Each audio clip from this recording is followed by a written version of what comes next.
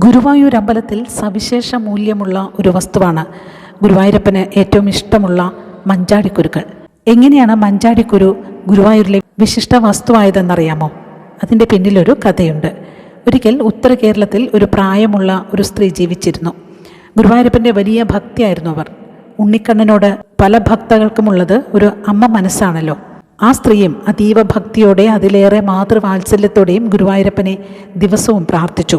ഗുരുവായൂരിൽ പോകണമെന്ന് ആ അമ്മ എന്നും ആഗ്രഹിച്ചിരുന്നെങ്കിലും അതിനുള്ള അവസരം വന്നിരുന്നില്ല.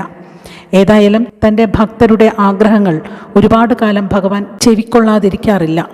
ഒരിക്കൽ ഗുരുവായൂരിലേക്ക് പോകാനുള്ള നിയോഗം ആ അമ്മയ്ക്ക് വന്നെത്തി. മകനെ പോലെ താൻ സ്നേഹിക്കുന്ന ഗുരുവായൂരപ്പനെ കാണാൻ ചെല്ലുകയാണ്. മകൻ എന്തെങ്കിലും കൊടുക്കണ്ടേ? തൻ്റെ കയ്യിൽ ഒന്നുമില്ല, വാങ്ങാൻ പണവുമില്ല. വെറും കൈയോടെ ഉണ്ണിക്കണ്ണനെ കാണുന്നതെങ്ങനെ? ഇതെല്ലാം ഓർത്ത് തൻ്റെ പരാധീനതയിൽ ആ അമ്മ കരഞ്ഞുപോയി. അപ്പോഴാണ് അവർ ഒരു മഞ്ചാടി മരം കണ്ടത്. അതിൽ നിന്ന് താഴെ മഞ്ചാടി കുരുക്കൾ വീണ് കിടക്കുന്നുണ്ടായിരുന്നു. അവരത് പെറുക്കിയെടുത്തു. ഇത് കൊണ്ടുപോകാം, ഗുരുവായൂരപ്പന് നൽകാം. കുട്ടിയല്ലേ, നിറമുള്ള കായകൾ കാണുമ്പോൾ സന്തോഷമാകും. ആ നിഷ്കളങ്കയായ അമ്മ അങ്ങനെ വിചാരിച്ചു. ഓരോ ദിനവും വീഴുന്ന മഞ്ചാടിക്കുരുക്കൾ അവർ പെറുക്കിയെടുത്തു. അത് സൂക്ഷ്മതയോടെ പൊടി തുടച്ച് സൂക്ഷിച്ചു വെച്ചു. അങ്ങനെ കുറേയേറെ ദിവസങ്ങൾ നാട്ടുകാർ അവർക്ക് വട്ടാണെന്ന് പറഞ്ഞ് കളിയാക്കി ചിരിച്ചു. അവരതൊന്നും ചെവിക്കൊള്ളാൻ പോയില്ല. ഒരു കിഴി നിറയെ മഞ്ചാടി കുരുക്കളായി. ഇപ്പോൾ ആ അമ്മ വീട്ടിൽ നിന്നും യാത്രയായി ഭൂലോക വൈകുണ്ഠമായ ഗുരുവായൂരിലേക്ക്. 44 ദിവസം കാടും മേടും താണ്ടി കുന്നും മലയുമൊക്കെ കയറി അവർ യാത്ര ചെയ്തു. പ്രായമുള്ള അവരുടെ ശരീരത്തിന് താങ്ങാവുന്നതിലധികമായിരുന്നു ആ യാത്ര. എങ്കിലും അചഞ്ചല ഭക്തി അവർക്ക് ഇന്ധനമേക്കി.